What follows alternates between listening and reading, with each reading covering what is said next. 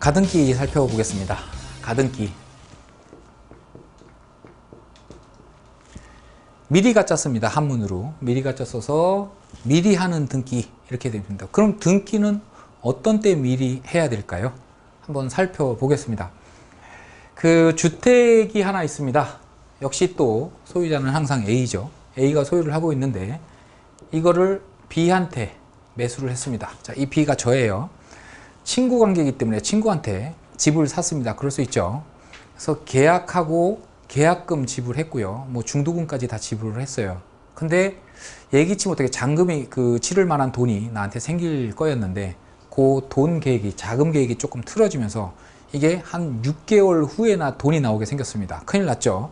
그래서 친구인 A한테 가서 부탁을 합니다. 야, A야, 내가 돈이 이번 달 말에 생길 줄 알았는데 6개월 후에나 생기겠다. 그래서 미리 나한테 소유권을 넘겨줄 수는 없겠지만 잔금 기한을, 우리 약정은 이번 달 말로 돼 있지만 잔금 기일을 좀 6개월 후로 미뤄줘라. 그러니까 A가 그래, 어차피 내가 미리 너한테 소유권을 넘겨주는 것도 아니고 이 주택을 너한테 인도해 주니까, 이사를 나가서 집을 주는 걸 인도한다고 그러죠.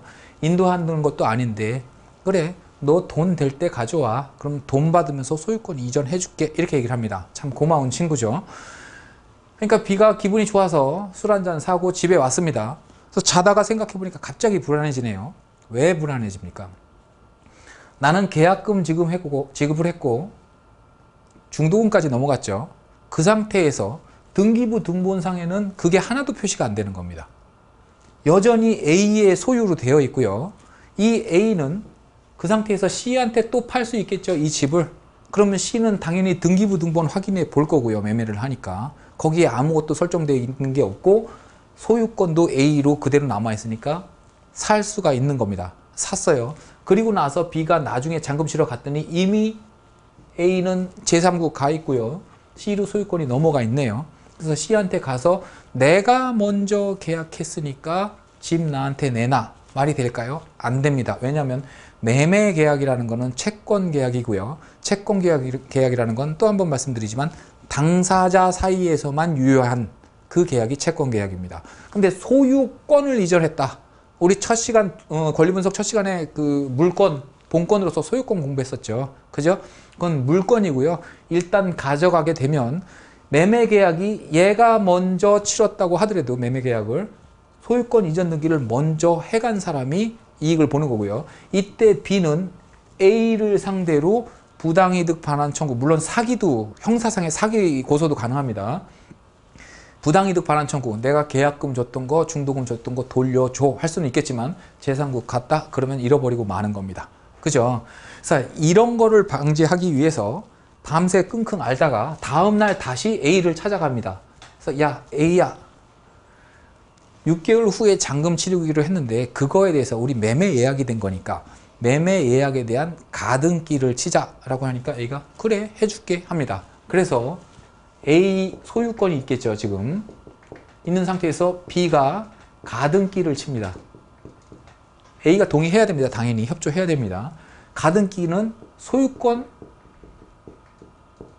이전에 대한 가등기겠죠. 그죠? 가등기는 꼭 소유권 이전 등기만 가등기 할 수 있는 건 아닙니다. 근저당권 설정, 심지어는 근저당권 말소도 가등기 할 수 있습니다. 등기할 수 있는 모든 등기를 미리 할 수 있고 그게 가등기인 겁니다. 근데 이 경우는 소유권 이전에 대한 가등기를 하겠죠. 그렇죠? 자, 이렇게 됐습니다. 근데 C가 소유권을 이전받았습니다. A한테. 가등기는 소유권이 아직 이전된 게 아니기 때문에 아직까지는 소유권 A입니다. 물론 실무적으로는 이 C는 A한테 살려고 봤더니 등기부등본상에 B 가등기가 있네요. 그러니까 가등기 있네요. 나는 이 집 못 삽니다. 이거 말소되기 전에. 그래서 매매가 안 이루어지겠지만 법률적으로는 전혀 문제가 없습니다. 이 가등기라는 것은 순위보전적 효력과 경고적 효력밖에 없는 거기 때문에 소유권 이전에 본질적인 효력은 아직 발생한 게 아니기 때문에 A는 얼마든지 팔 수 있습니다. 그리고 이 C가 D한테 돈을 꾸면서 근저당을 설정을 해줍니다. E가 이 집에 전세 들어옵니다. 또 카드값 안 쓴 게 있어서 뭐 가압류 들어와 있습니다. 이렇게 권리관계가 형성이 됐다고 볼게요. 이때 이 B가 이 가등기에 본등기를 칩니다. 시점은 언제예요? 이때겠죠. 그죠? 물리적인 시점은 이때입니다. 이 가등기에 기해서 이때 본등기를 치면 소유권 이전의 효력이 발생을 하는데요. 그 효력의 시점은 이 시점이 아니라 가등기 시점으로 소급해서 효력이 발생이 됩니다. 그러면 이때 소급해서 효력이 발생했다 그러면 요때 가등기를 치는 요때 B로 소유권이 넘어온 거고요. 그죠? B 소유권인 상태에서 C는 A한테 이 집을 산 거죠. 소유자가 아닌 사람한테 산 게 되기 때문에 소유권 무효. 이 소유권의 터잡은 근저당권 무효. 이 소유권의 터잡은 전세권 무효. 이 C한테 받을 돈 있는 카드회사 가압류 무효. 이렇게 되는 겁니다. 이해되셨죠? 이 가등기가 그래서 순위보존의 효력이 있다. 이렇게 얘기를 하는 겁니다. 자, 이게 가등기인데요. 그럼 우리는 경매 권리 분석이니까 또 따져봐야 되겠죠? 그럼 가등기를 설정하는 목적은 뭡니까? 돈입니까? 아닙니까? 지금 이 B가 돈 달라고 설정한 거예요? 아니죠. 몇 개월 후에, 6개월 후에 또는 뭐 한 1년 후에 소유권을 나한테 넘겨줘 라는 거를 담보하기 위해서 설정한 등기가 이 가등기고요. 결국엔 돈이 목적이 아닌 거고, 돈이 목적이 아니라고 한다면 가등기는 본질적으로 뭐다? 인수되는 특성을 갖고 있습니다. 그죠? 이해 가죠? 다시 한번 또 아직 여러분들 익숙하지 않을 테니까 똑같은 얘기를 한번 더 해보겠습니다. A 소유권이 있고요. B가 근저당권을 설정을 했고요. C가 가등기를 설정을 했습니다. 이후에 또 권리들이 쭉 있어요. 설정이 되어 있습니다.